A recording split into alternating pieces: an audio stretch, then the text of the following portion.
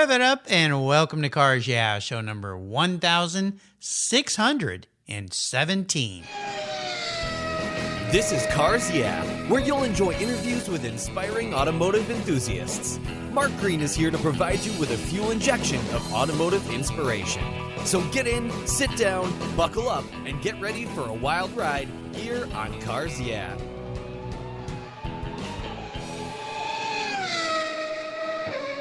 Hello, inspiring automotive enthusiasts, and welcome to Cars Yeah. I'm revved up and very excited to share with you today a very special guest calling in from Chicago, Andy Bizub.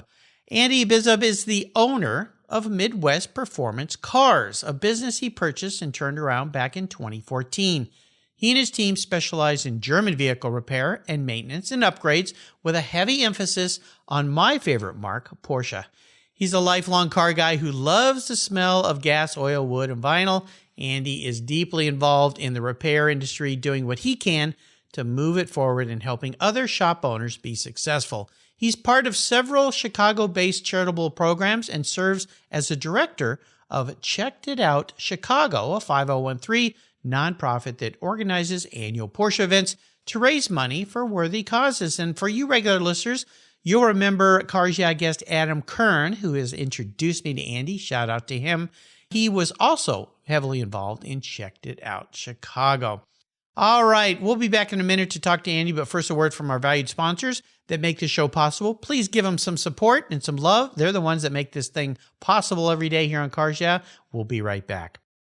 Did you know the most damaging thing to your vehicle's interior is the sun? Those harsh UV rays damage your interior over time. They crack your dash, they fade the colors, and the heat makes getting into your favorite ride downright unbearable. My friends at Covercraft have the perfect solution for you. Their sunscreens are easy to use, they take seconds to install and remove and protect your vehicle while parked in the sun. They fold up easily and store away for those times you don't want to use your car cover. I have one for every one of my vehicles, and you should too. They come in a variety of colors and options, featuring an accordion design that makes unfolding and folding them a breeze. Want to give a gift that keeps on giving? Buy a Covercraft sunscreen for your family members and friends. They'll thank you for it every time they park their vehicle. They're custom made to fit almost any vehicle. Check out covercraft.com for a huge number of styles, colors, and options. And here's something special from me here at Cars Yeah, just for you. Use the code YEAH120 at checkout at covercraft.com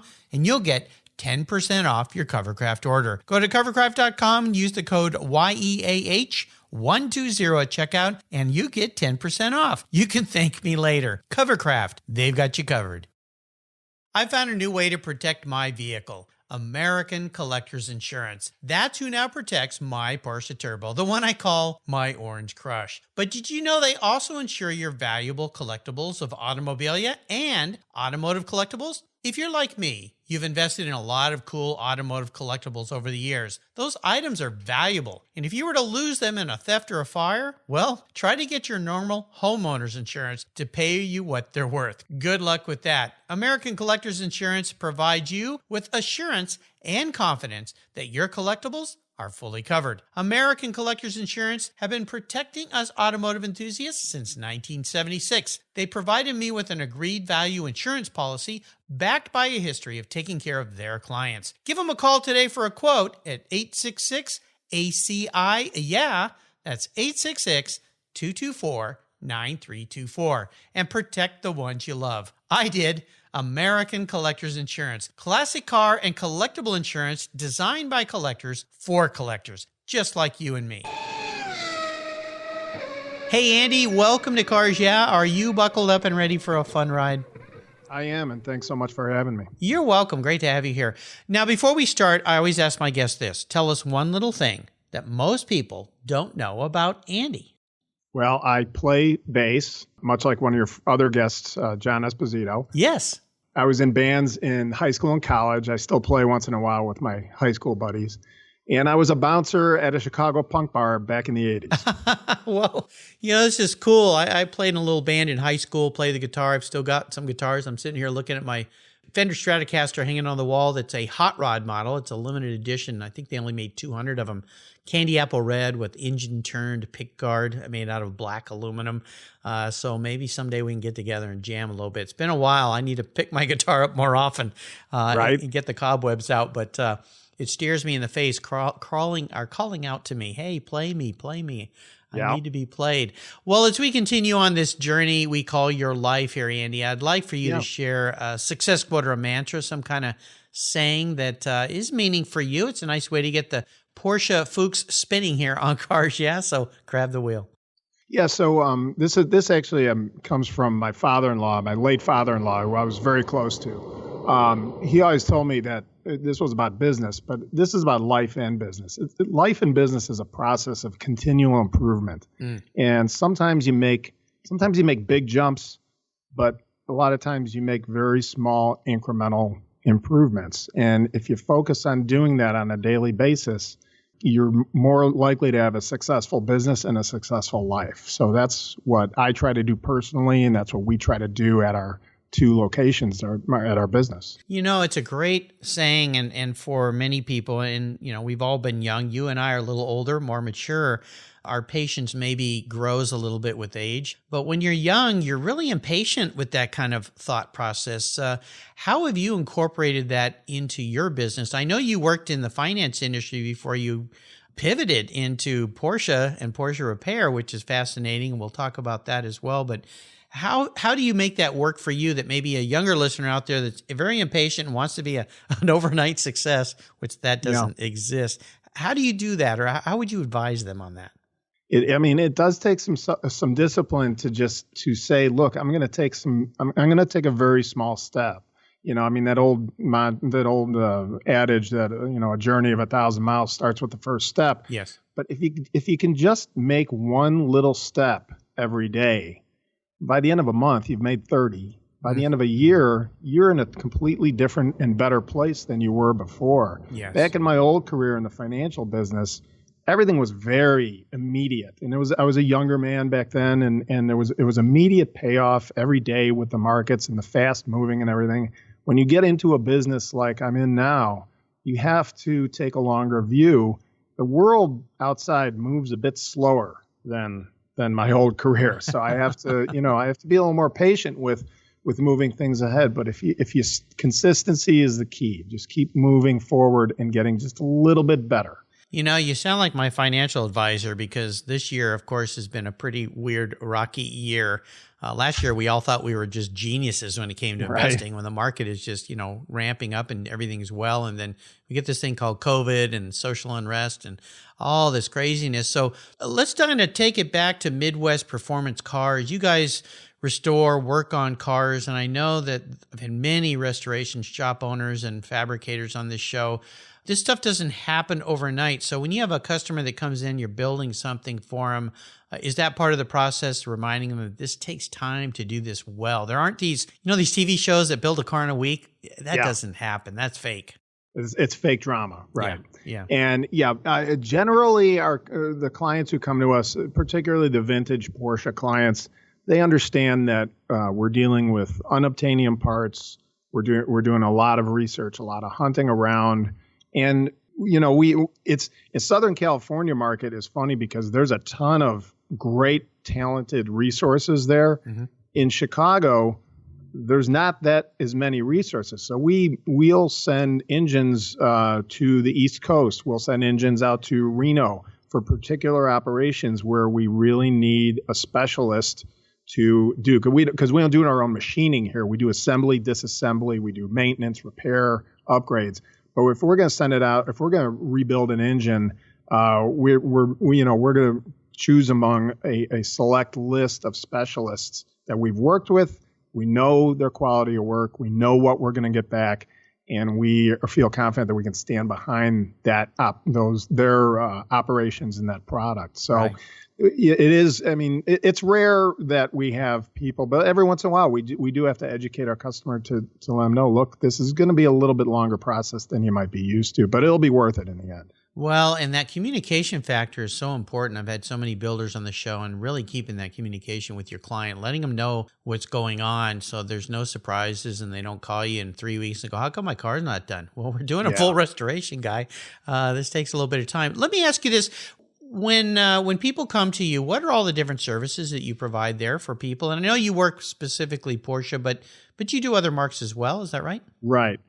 So we have two locations. We have a one just outside of downtown Chicago, and we have one in a northern suburb of Chicago. The suburban one is we opened in 2018. It's our newest shop. It's a little bit smaller. Everything's brand new, epoxy floors. It's like an operating room. Nice. And they tend to work on, they're working on cars that are usually about 7 years old or newer. That's kind of our performance upgrade center. So they do a lot of tunes, upgraded suspensions, upgraded exhausts, that kind of thing. Sure. Our downtown shop is more wide ranging. We'll do everything from just an oil change to an engine rebuild, completely pulling cars apart. And so when we get into more of the heavy work, it'll tend to be downtown, whereas the quicker and newer work will tend to be in the suburban location. I see. But we stress that we specialize in German, but we have Land Rovers and Fiats and the occasional old vintage Ferrari we'll get in. We don't really work on the new Ferraris or Lambos. Sure. We're not that kind of a shop. Yeah, so that's downtown. We do it from soup to nuts. Nice, very cool. I've asked all my guests this: how has the pandemic affected your business? And first and foremost, everybody in your business and your family safe and healthy right now? We're very fortunate. Everyone is good. When this hit, the first thing, I had a meeting of everyone at both shops, and I said my first priority is to make sure all of your paychecks are there every Friday. Right. And that really kind of set the tone for we don't know what the future holds, but this is going to be a team effort. Mm-hmm. We were very, very fortunate. We had about 2 weeks where we ran at about 50% capacity, but we also pivoted greatly and started sanitizing cars immediately. We started doing free pickups and drop-offs for clients, basically doing everything we could to make sure that clients felt safe and taken care of, and we could keep our people in the shop safe at the same time. And the third week of COVID, really, we shot back up to 100% of capacity, and we've been there ever since. So we're very, very fortunate. Yeah. Yeah, well, definitely. Yeah, definitely. And, I've had that from many of my guests. Maybe it's the automotive industry that has been somewhat exempt. I know there's other parts of it. New car sales just, collapsed. And now there's a big problem with finding used cars to buy. They're not existing. People are hanging on to their cars. So there's a big thing there. And of course, we've all heard the real tragedies going on in Chicago with violence and so forth. Has that not affected where you guys are located? Do you guys feel safe? You feel okay? Because what they show on the news is you'd think that all of Chicago was on fire and everybody's been shot. So I was born and raised in Chicago. So it's very heartbreaking to me what is happening here. Again, we are very, very fortunate because really the main incidence of the violence has been stopped about a half mile east of our location. And we also have a really nondescript location here. We're in a 100-year-old warehouse building, glass block windows and steel doors. Like stand out. There's lots of nice stuff in here. Come and take it. Yeah. Well, good. I'm glad to hear you're all safe because thanks. My heart bleeds for what's going on in Chicago right now in many cities. We've had two of our staff have their wives had their first children during COVID.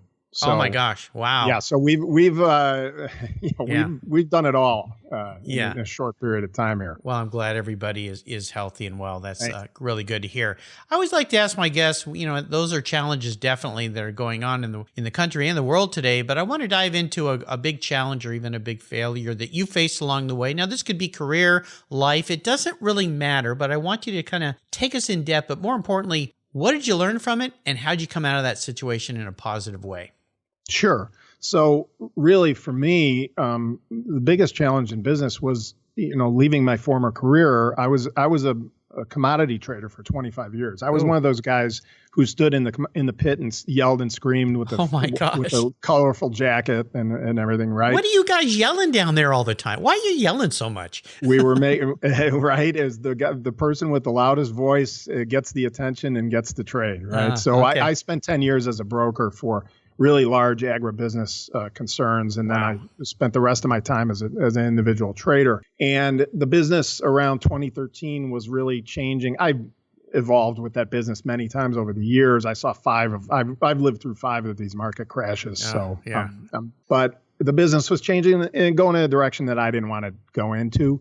So leaving that career and starting over in a new career from square one at 49 years old was a bit daunting. And my accountant, who's been with me, who's been doing my taxes since '87, he thought I was absolutely crazy, out of my mind, to get into the auto repair business. I'll bet. Yeah. I had been a customer of this shop, and I saw some what I thought was really low-hanging fruit in places where it could really be improved and could grow. That the former owner wasn't doing. So I thought it was a worthwhile risk to get into this business, and it turned out to be. And now we have 2 locations. We've doubled our staff, and we have a great young crew of really energetic people with just a great culture in both shops. I think we've created a place where people really enjoy coming to work. We enjoy dealing with our customers. I've dealt with shops back when I was in the customer, where customer side of it, where you call and sometimes you get your head chopped off just calling to ask about something. Right. We're the antithesis of that. We keep communication really open, and again, we want to enjoy our business. So starting over in a completely new business at that age was a little daunting, but you know what? I've been a kind of a change person my whole life. So it was a big change, but I thought it was a worthwhile one. So it's a really interesting pivot, and I could see why your accountant would kind of look at you. I mean, it's the same when I started this podcast. There's so many people, including my mom, going, "What are you doing?" And right. Yeah, well, it's good to do things different and change and see if you can build something. Did you take a lot of, you look at those 2 different industries and that those 2 different careers, so different from one another, but did you take a lot of lessons from that commodities trading world, the finance world, into what you're doing? There must have been a business acumen that a lot of shop owners, they're good at doing stuff, but they're not good at business. Boy, you hit the nail on the head right there. Seriously. My former career really taught me risk management and good best practices in business and watching the dollars. And I brought that with me into this business.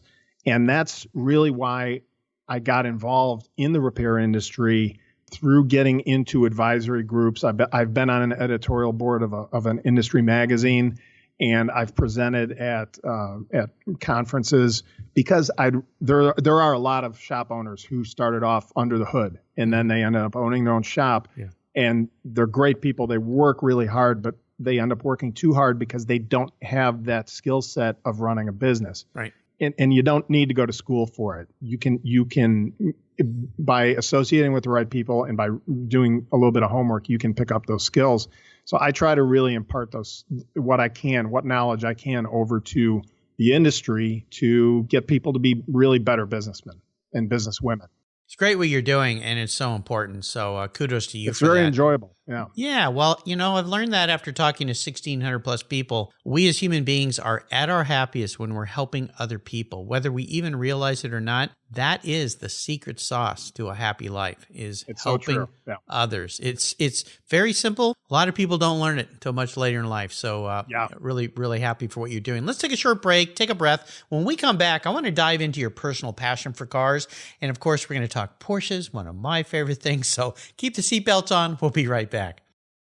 Hey, Mark Green here. I want to invite you to an exclusive virtual wine tasting event that I'm hosting on Wednesday, August 26th at 5 p.m. Pacific Daylight Time. You've heard me talk about Adobe Road Winery's The Racing Series here on Cars Yeah.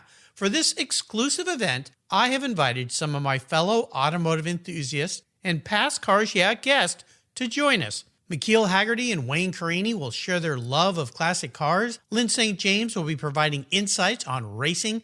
And you'll learn about the challenges of choosing Best in Show from Jeff Love and David Lillywhite, editors of the magnificent Magneto magazine, with their virtual online concours. When you purchase 2 bottles of the Racing Series, you'll get a private invitation to this exclusive Zoom event that centers at Adobe Road Winery, where vintner and endurance racer Kevin Buckler and his winemaker Garrett Martin will share the secrets of their unique Racing Series wines. Having enjoyed these delicious blends, I promise you're going to love the Racing Series. Here's how you join. Your purchase of 2 bottles from the Racing Series gets you in the virtual door. Use the code UNICEF, all capitals, UNICEF, at checkout, and you'll get 10% off your purchase of any of the Racing Series wines. Plus, Adobe Road will be giving 10% of this event's sales to UNICEF. As an added bonus, Jeff and David will give everyone joining us a 1-year subscription to their Magneto magazine. That's a $72 value. It's like getting an extra bottle of wine for free. Your wine ships promptly and arrives quickly. There's always a seat at the table for excellence with the Racing Series. So go to adoberoadwines.com, use the code UNICEF today, and join us for a very fast and fun evening. Wednesday, August 26th. Cheers! My favorite collector car magazine is Keith Martin's Sports Car Market. I've been a subscriber for decades. Sports Car Market is the Wall Street Journal for enthusiasts and collectors. It's your monthly must-read, whether you dream of owning a collector car, maybe you have 2, or maybe you've got 200. Sports Car Market has been around for 31 years, and it's filled with valuable articles, intelligent write-ups, and the latest auction sales. Go to sportscarmarket.com and subscribe today. And don't miss my weekly podcast with Keith Martin titled Buy, Sell, Hold. It's the essence of collecting. We talk to the movers and shakers in the collector car world. Here's a couple deals I have for you just for listening here on Cars Yeah. If you use the checkout code Cars Yeah, you'll receive a 50% discount on your digital subscription at Sports Car Market. That's an exclusive offer from Cars Yeah. And guess what? Here's another deal. If you'd like to get the actual magazine, use the code BSH for Buy, Sell, Hold. That's code BSH, and you'll get $10 off your annual print subscription. That's right, $10 off. Both of these are exclusive offers here at Cars Yeah for Sports Car Market Magazine. Just go to sportscarmarket.com and get your deals today. Let's step away from the conversation to talk about our charity of choice here at Cars Yeah, America's Automotive Trust. America's Automotive Trust is a group of like-minded nonprofits that are working together to preserve and promote car culture across the country. Together, they provide scholarships and grants to aspiring technicians and restoration artists. They provide youth education programs and bring communities together through automotive-related events, car shows, and drives. Among those nonprofits is RPM Foundation, a terrific organization working to keep our favorite collector cars on the road. RPM was created to ensure that the specialized skills needed to care for classic automobiles, boats, and motorcycles continue to be passed down from generation to generation. They do this by supporting training for young people with a passion for restoration and setting them up with mentors who can share their valuable knowledge. So far, they've awarded more than $3.5 million to restoration education projects across 35 states. Incredible! To learn more about RPM or to donate to their mission, visit www.rpm.foundation. You'll be glad you did. All right, Andy, we are back. I'd love for you to share a story that instigated this personal passion you have for cars. What was that pivotal moment in your life and you knew that, I'm a car guy? So my first car at the age of 19 was a Triumph Spitfire. Cool. I had money from odd jobs as a teenager, and that was the car that I bought. So driving that car and keeping it running, it was a British Roadster. It only ran half the time. Yes, of course. So it was either pay someone to work on it, and I didn't have any money, or learn yourself. So I got the shop manual and worked on it myself. And that car really, I knew from the time that I had that, and I just enjoyed that so much. There's another story, though, that kind of links to one of your former guests, to John Esposito again. Oh, yeah. I was out for Luft 19 out in L.A. last year. Oh, yeah. And there's a woman named Pamela Brundage from Chicago, fantastic lady, in her 60s. She's got 2 Porsche 356s, and she drives all over the place. She drove her 356 from Chicago to L.A. solo for the show, and it was in the Luft show, right? Wow. She called me the Thursday night before the show and said, my clutch cable's out. Now, she's at an Airbnb. I'm in L.A. too. She's in an Airbnb. I called Sarah DeCarmen from L.A. Dismantlers. Yeah, she's been a guest right? here. Yeah. So I didn't even call her. I texted her. I said, hey, I got a friend this lady from Chicago, told her the story. She contacts John Esposito. The Luft weekend, every Porsche shop out in LA is going crazy. Right. John drops everything, drives to Pamela's Airbnb and fixes her clutch cable in the driveway. Wow. Yeah. John's awesome. So yeah. those kind of stories and those kind of connections that you make with people, makes it, it's just so rewarding to be involved in groups of people that you can make that kind of thing happen. Well, in this day and age with our phones and connections and social media, I've heard these stories over and over again, and they're absolutely spectacular. I used to have a Beck Spider that John Wilhoit, built, and my son and I drove it back from California to Gig Harbor, 1,500-mile ride in that little car, and we had a problem at one point, and this guy drives by, kind of waves at us, turns around, comes back around the side of the road, asks if we need some help. We'd run out of gas, actually. I miscalculated the size of the tank. And he goes, oh, no problem. And he drives up and comes back. He didn't even have a gas can. He went and bought a gas can, got us 5 gallons of gas, came back, dumped it in the car, didn't take any money from us, just happy to help. He was driving an M3 BMW, and that's what car people do. Yeah, they help people. When I always ask my guests about first special car, you mentioned that Triumph Spitfire. Is that your first really special car? So it was my first car. Yeah. It was definitely special. I would say the most special car that is the one that got me into Porsche, which was I bought an 88 Porsche 930, a used one. Nice. And kind of a similar story to you, right? I bought it from an architect out in Denver. My son was 9 years old at the time. We got on a plane, flew out to Denver. He picked us up at the airport, got the car, did the paperwork, and my son and I drove back from Denver to Chicago in that 930. Nice. Yeah.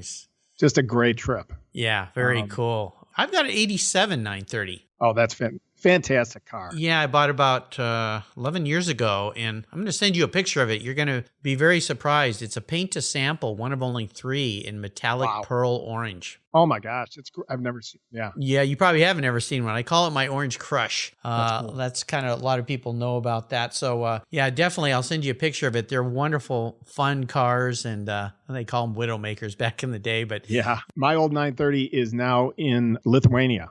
Oh my gosh. The Lithuanian ambassador to the UN in Geneva, Switzerland, bought it from me. Had it shipped to Geneva. Wow.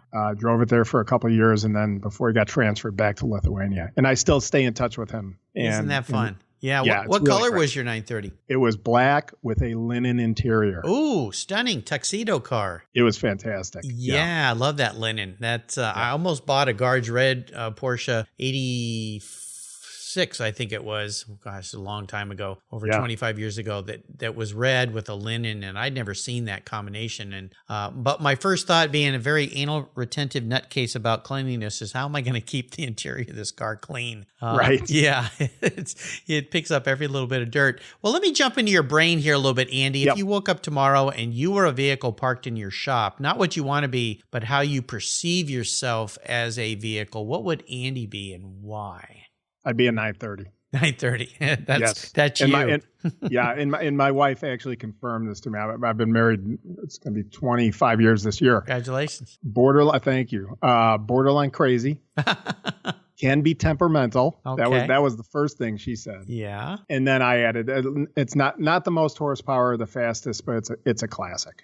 There you go. That's Andy. Yeah. Very nicely said. I like it. Well, we are entering the last lap. I'm going to fire off a series of questions. Have you give me some quick blips of that 930 throttle? I know what that sounds like. In fact, when we're done with this show today, I'm going to take mine for a drive. It's nice out, and it needs a little exercise. So here we go. What's one of your personal habits you believe has contributed to your many successes? Really taking care of my own personal health. I see a lot of people in this business who don't do that, and I stress it for my team too. How about if you could sit down and have a drink or a meal with anyone in the automotive industry, living or deceased? Who would that person be? Gordon Burig, designer of the Auburn Speedster. Yeah, very interesting. Now, why him, and what is it about the Auburn Speedster?